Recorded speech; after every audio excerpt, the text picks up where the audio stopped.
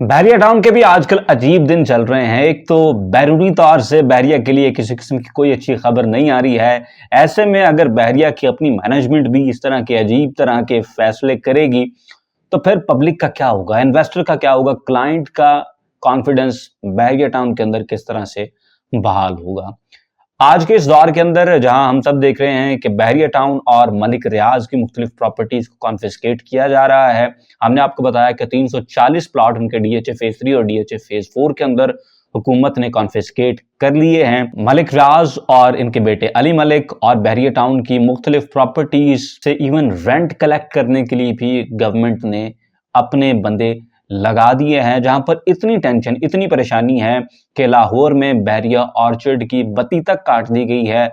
वहां ऑलरेडी बहुत ज्यादा खौफ व हिरास इन्वेस्टर के अंदर मौजूद है, प्राइसेस क्रम्बल कर रही हैं। वहां पर बहरिया टाउन का ये फैसला समझ से बालातर है। आज इसी फैसले पर बात करेंगे। अस्सलाम वालेकुम, this is Suhail the iron man Jafri और आप देख रहे हैं हमारा यूट्यूब चैनल एजे मार्केटिंग। अगर आपको वीडियोस पसंद आए तो कंसिडर सब्सक्राइबिंग। आज की खबर जनाब बैरिया टाउन के हवाले से है और इस खबर का सबसे पहला अफेक्टी होगा बैरिया टाउन कराची और उसके बाद फिर ये चीज आहिस्ता आहिस्ता दूसरे बैरिया टाउन्स में भी फैलेगी, यानी इस्लामाबाद में भी, लाहौर में भी। बैरिया टाउन की मैनेजमेंट ने यह फैसला किया है कि बैरिया टाउन कराची में अब यूटिलिटी चार्जेस को बढ़ा दिया जाएगा और स्ट्रेट अवे 20% इसको बढ़ा दिया गया है। सबसे पहले ये चार्जेस देखते हैं कितने हैं, किस कैटेगरी पर कितने हैं, और उसके बाद फिर मजीद इसके ऊपर बात करेंगे। अगर आप बैरिया टाउन कराची में 5 मरला का घर रखते थे, यानी 125 गज का घर था आपका, तो इससे पहले आप दे रहे थे इस पे 2700 रुपए हर महीने यूटिलिटी चार्जेस, जो कि अब बढ़ाकर 3240 रुपए कर दिए गए हैं। 8 मरला का अगर आपका घर था, यानी 250 स्क्वायर यार्ड, तो पहले आप 4700 महाना दे रहे थे, अब आपने 5640 रुपए देने हैं। एक कनाल यानी 500 गज का घर, पहले आप 8700 रुपए दे रहे थे, अब आपने 10,440 रुपए पे करने हैं। बैरिया होम्स की बात करें, 150 स्क्वायर यार्ड का जो घर है वो 3700 से उसके यूटिलिटी चार्जेस पर मंथ 4440 पे जा चुके हैं। इसके अलावा स्पोर्ट्स विला की बात करें तो इसमें आप पहले 9200 रुपए दे रहे थे, अब आपने 11040 रुपए पर मंथ देने हैं। पैराडाइज विलाज की बात करें, इससे पहले आपने 13,700 रुपए पर मंथ देने थे, अब इसको बढ़ाकर 16,440 कर दिया गया है। बैरिया के डिफरेंट अपार्टमेंट्स को भी देखते हैं। अगर आपके पास 2 रूम अपार्टमेंट था तो पहले आप 3500 रुपए पर मंथ दे रहे थे, अब आपने 4200 रुपए पर मंथ देने हैं। अगर आपके पास 3 रूम अपार्टमेंट है, पहले आप 5000 रुपए दे रहे थे पर मंथ, अब आपने 6000 पर मंथ देने हैं। इसके अलावा अगर आपके पास 2950 स्क्वायर फीट या इससे बड़ा कोई अपार्टमेंट है तो पहले आप दे रहे थे इस पे 6500 रुपए और अब आपने देने हैं 7800 रुपए। तो आप देखते हैं जनाब कि बैरिया टाउन का ये फैसला कैसा रहा है। पहली चीज और मोस्ट ऑब्वियस चीज तो ऑफ कोर्स हम सब जानते हैं कि बैरिया टाउन में भी इन्फ्लेशन हुई है। अगर पाकिस्तान में हर जगह महंगाई हुई है तो ये महंगाई बैरिया टाउन के अंदर भी हुई है और इस महंगाई का impact Bairia town as an entity उसने भी फील किया है। तो जहां पर बाकी सबको लग रहा है कि बढ़ते हुए खराजात के साथ चलने के लिए उनको अपनी आमदनी बढ़ानी पड़ेगी, और ऑफ कोर्स उनकी आमदनी बढ़ाने का पहला जरिया यही है कि जहां से भी उनको इनकम आ रही है उसमें कुछ ना कुछ इजाफा किया जाए। तो बैरिया टाउन जो यूटिलिटी चार्जेस आपसे ले रहा था उसके बदले जो सर्विसेज आपको दे रहा था वो 20% बैरिया टाउन ने बढ़ा दिए हैं और इसका इतलाक कराची में ऑलरेडी हो चुका है। एक चीज और है जो डिस्कस करना बड़ी जरूरी है कि बैरिया टाउन के रहायशी अब अक्सर ये शिकायत करते हुए दिखाई देते हैं कि यार बैरिया टाउन के यूटिलिटी चार्जेस तो बढ़ते चले जा रहे हैं, लेकिन इनकी सर्विसेज जो है ना वो पहले से गिरती चली जा रही हैं और वो क्वालिटी ऑफ सर्विसेज अब इनको बैरिया टाउन के अंदर नहीं मिलती हैं जो पहले मिला करती थी। इसमें भी अब दो चीजें हैं। एक तो ये है कि हो सकता है वाकई ये प्रॉब्लम्स उनको आ रहे हों, जिसकी एक हद तक बात बड़ी सही है कि इवन बैरिया के अंदर कराची में खासतौर पर लॉ एंड ऑर्डर के भी कुछ मसाइल रहे हैं, कहीं पर कोई स्ट्रीट क्राइम भी हो गया, इस तरह की चीज़ें जो हैं जो बैरिया के अंदर आमतौर पर आप एक्सपेक्ट नहीं करते हैं।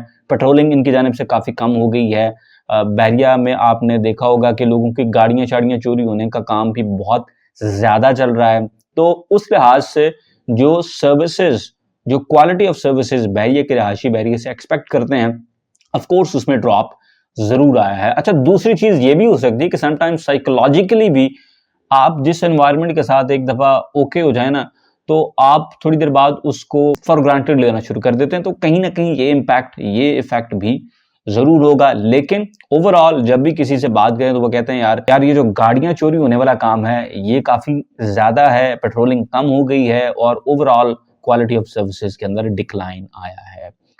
इससे अगली बात जो डिस्कस करना बहुत ज़्यादा ज़रूरी है। देखिए, हम सब जानते हैं कि इन्फ्लेशन हुई है और आपको सर्विसेज़ देने के लिए ऑफ़ कोर्स अपने अखराजात को मैनेज करना होता है। लेकिन टाइमिंग जो है ना, उसको रीड करना बहुत ज़्यादा ज़रूरी था। ये एक ऐसा वक़्त है, जहाँ पर ऑलरेडी बहरिया टाउन के हवाले से लोगों को ना परेशानी है।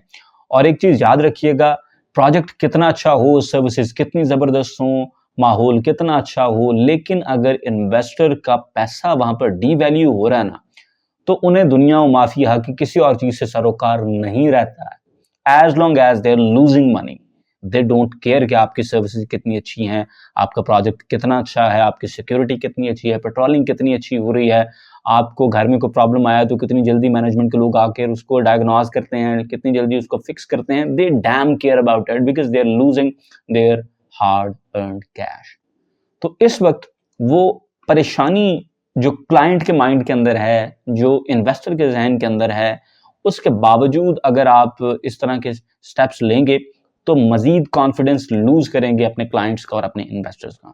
तो टाइमिंग के हवाले से मैं ज़रूर समझता हूँ कि बहरिया टाउन ने इसको मिसकैलकुलेट किया है और वंस अगेन मैं यकीनन न्यू मेट्रो सिटी गुजर खान की जानिब भी इशारा करना चाहूँगा बिकॉज़ वो इनके इंटेलेक्चुअल और लिटरल डिसेंडेंट्स हैं। तो वंस अगेन वो भी जो मिस टाइम करके चीज़ों को करते हैं ना, I think it's all in their playbook के दे डोंट केयर कि इर्द-गिर्द क्या चल रहा है, वो अपने माइंडसेट के साथ बस लगे रहते हैं। तो मेरे ख़्याल से टाइमिंग जो है ना, वो थोड़ी-सी गलत थी इस चीज़ की। अगर थोड़ा-सा इंतज़ार किया जाता, चीज़ों को थोड़ा-सा बेहतर किया जाता, अगर आप यूटिलिटी चार्जेज़ अभी ना लगाते और कुछ देर इंतज़ार करते जब तक आपके ताल्लुकात स्टेट के साथ नॉर्मलाइज़ ना हो जाएँ, आपकी चीज़ें बेहतर ना हो जाएँ, रेट्स में इम्प्रूवमेंट ना आना शुरू हो जाए। अगर आप तब तक इंतज़ार करते यकीनन आपको अपनी जेब से कुछ पैसे लगाने पड़ने थे और यू वुड बी लूज़िंग मनी। लेकिन इसके साथ-साथ ये भी है कि आप कहीं न कहीं से फिर इस पैसे को रिकवर भी कर सकते थे। आप चार्जेज़ को डेफ़र कर सकते थे। फॉर इंस्टेंस अनाउंस हो जाते लेकिन डेफ़र किया जाते और कहा जाता 6 महीने बाद देंगे, साल बाद आपसे कलेक्ट कर देंगे। कुछ ना कुछ मेरे ख़्याल से रूम निकाला जा सकता था बहरिया की जानिब से, लेकिन उन्होंने इस बात को ज़रूरी नहीं समझा है और वंस अगेन जो हीट उनके ऊपर आ रही है, अब आहिस्ता-आहिस्ता वो उसको रोक नहीं पा रहे हैं। आगे देखते हैं जी बहरिया के हवाले से क्या होगा। हमारी तमाम तर नेक तमन्नाएँ बहरिया के इन्वेस्टर्स और क्लाइंट्स के साथ हैं। आज की वीडियो से सिर्फ़ इतना ही, इंशाल्लाह आपको मिलेंगे अगली वीडियो में। अल्लाह हाफ़िज़।